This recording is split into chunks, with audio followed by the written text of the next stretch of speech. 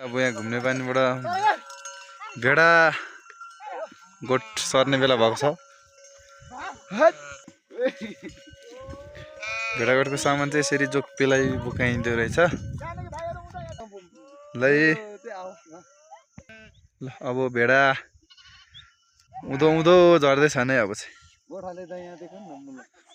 ल हाम्रो भेडा गोठाला देख्न सक्नुहुन्छ। भेडा गोठाला कस्तो लाग्यो सबैजनाले प्रतिक्रिया कमेन्टमा लेख्नु होला। भेडा गोठाला